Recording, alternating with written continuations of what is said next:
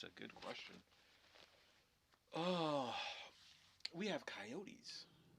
There's been coyotes over there all day, and I don't understand coyotes. Not enough.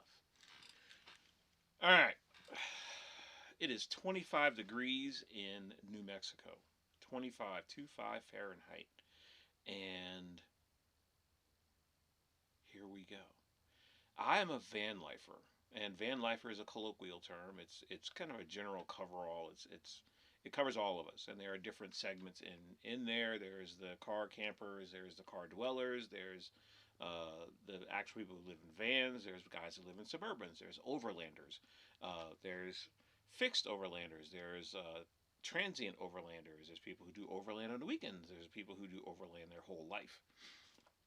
And I fit in the school bus category, whatever that is.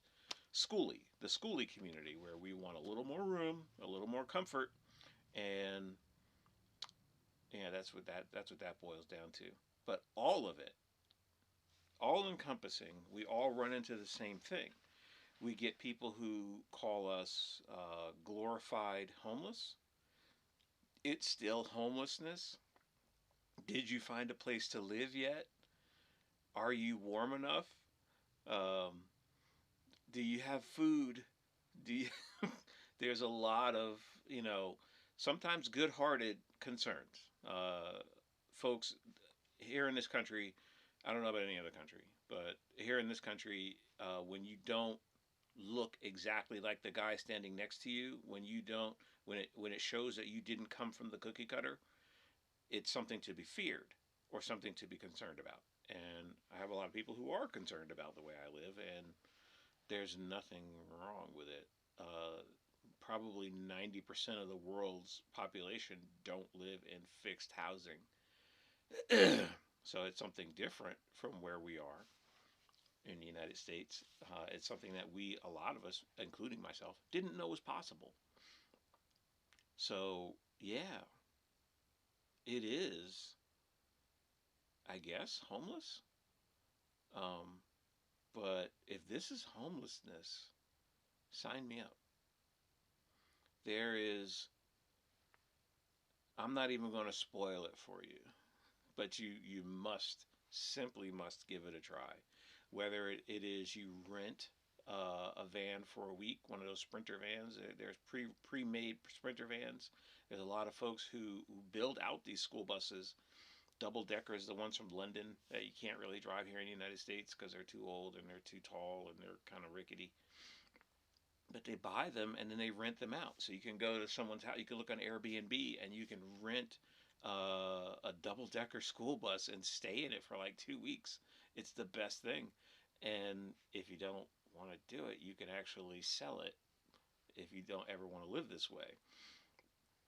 And then have a vacation home in your backyard. And you can actually try it. See if you like it.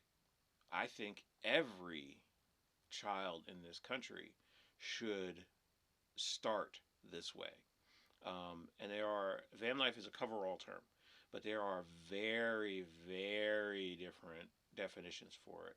The originals, the OGs in this are the senior citizens, and they figured this out 50 years ago, where they knew that their pension and their retirement and their 401k weren't going to be enough, and Social Security wasn't going to be enough if they continue to live like they do.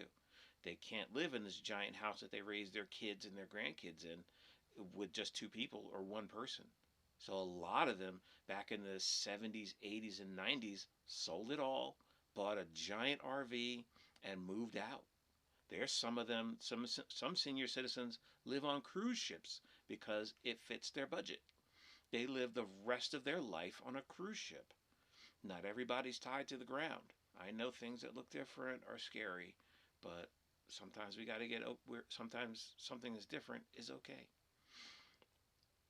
And they're the OGs on it. We're just modifying it for our liking. And in my case, I wanted more room.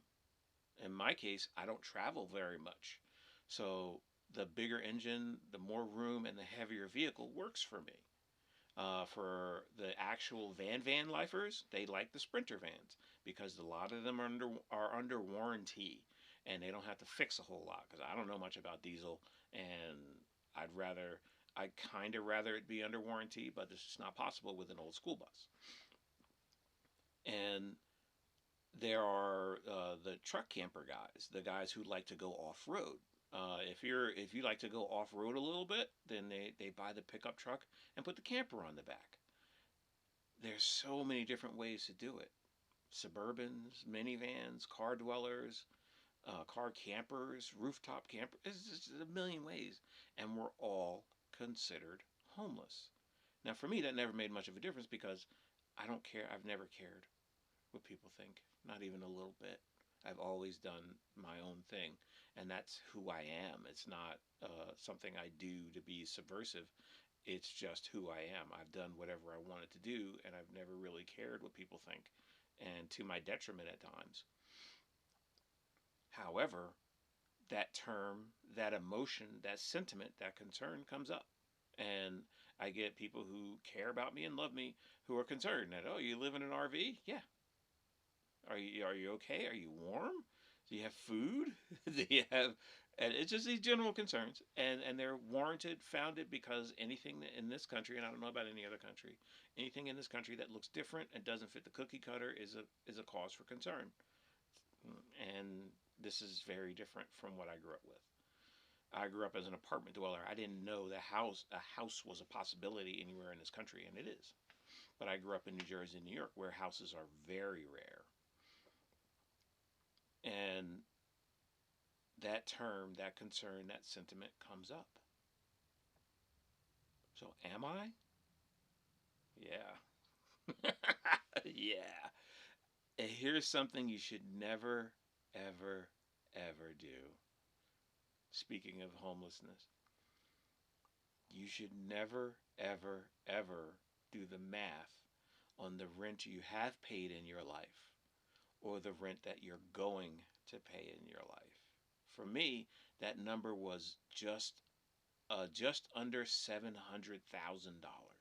in rent, and that's on average. I counted up as much as I could remember. Is just under $700,000 in rent. What would you do today if you had $700,000 in a brown paper bag? What would you do with it? Honestly.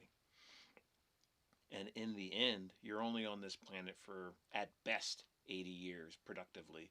And if you live in an apartment, do you own that apartment? Is it your house? Do you own it? Do you have a stake in its say in its construction and use? No, you don't. If you're renting, you have no say in anything that is wrapped around you and your stuff. That's why millennials don't hang pictures anymore. Every time you see a picture of a millennial, a video of millennials' house, they don't even hang pictures anymore, which was very common. Was hanging our pictures back in the 70s and 80s, but now it's just not a thing anymore because you're going to move in a year. You're going to move in 2 years. So why would you bother? I don't blame them. I don't blame them. If you pay a mortgage to a bank or a lender, do you own your home? No. They can come and take your land at any point with eminent domain as a government entity. They can come and take your land as the bank changes hands. The bank is sold to someone else, and now you don't own that home anymore. So, do you ever really own your home? Do I own this home? Not really. Some natural disaster can come along and take it at any point. The only thing you own, really, is your soul and your balls. That's about it. So, are we all kind of homeless? Yeah. Am I homeless? I sure hope so for the next 20 years.